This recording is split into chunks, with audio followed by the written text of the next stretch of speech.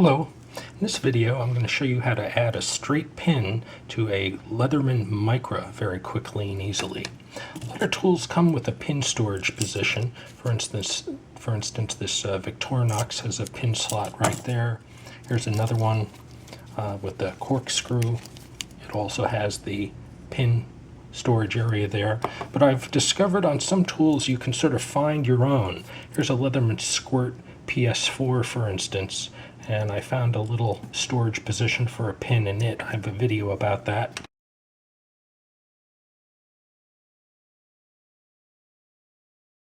In this video, we're going to talk about adding a straight pin to either the Leatherman Micra or the Leatherman Micra. Noah Spurrier and other people have talked about how to make these. I have a video on how I made mine. Basically, you just take a Q-tip. Very easy. You cut the cylinder out, you mount it on the tweezers, and bingo, you've got a little storage position.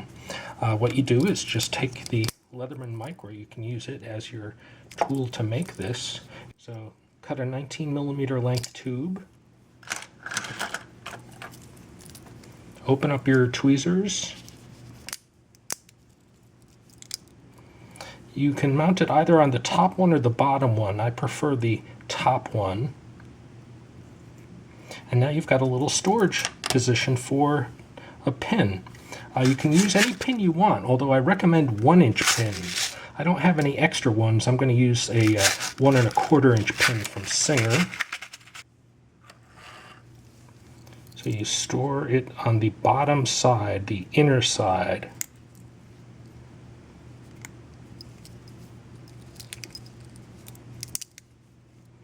There you go. The pin is kept from sliding out because it's got the little lock right there. When you need it, you can either just pull the cylinder off and the pin falls out of position, or you can pull it away from the back side, at least if you slide this part out of the way. What I like about using the smaller 1-inch length pin instead of 1 1/4 is that the tweezers still work. You can still use the tweezer tip even with the 1-inch pin in place. So if you can find 1-inch pins instead of 1 1/4, I recommend 1-inch pins. Oh, if you watch my video on how to make these little half-size Micras, which are half the size, but they have 90% of the tools of the full-size Micra. They're missing just one, the scissors, but that makes them incredibly teeny. You won't see this. I was using an inferior method for storing the pin down here where I put my ferrocerium rod. I no longer use that, so I still use the ferrocerium rod for emergency fire starting, but my pin storage is now thanks to the Q-tip sleeve.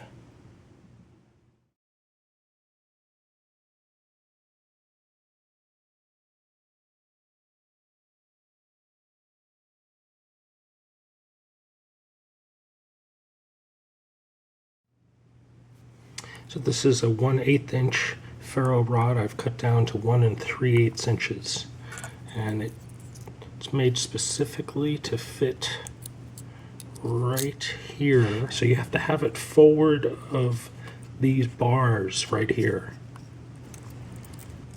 These two sort of act as its depth constraint, and the nail file acts as its bottom surface.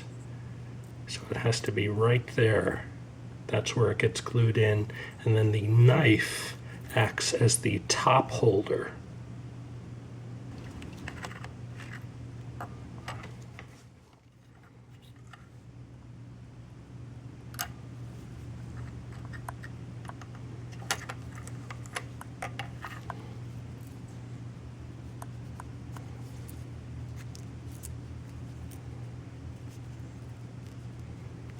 Now I'm compressing it all. I'm going to hold it for a minute.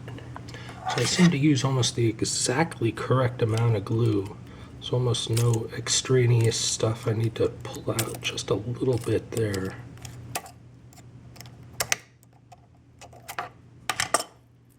Make sure everything closes nicely. It worked.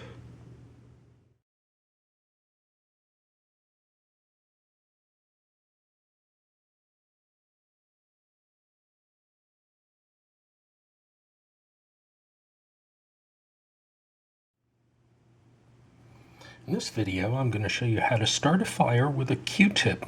No, just kidding. Anyway, I'm going to show you how the little rod can be used with a small bit of cotton, such as from a Q-tip. The first step is to puff it up. And some people add Vaseline to it or some kind of other oil that helps the burn time, but it's not necessary if what you really need is just flame.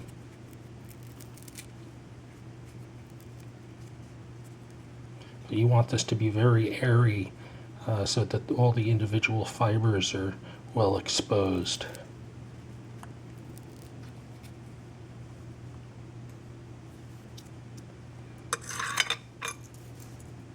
So take a sharp knife. Any kind of metal will work too. It doesn't really have to be a knife. And now take the ferrocerium rod. And they say it's best to pull it against the knife, but with a little application like this, I find it's easier to scrape the knife against the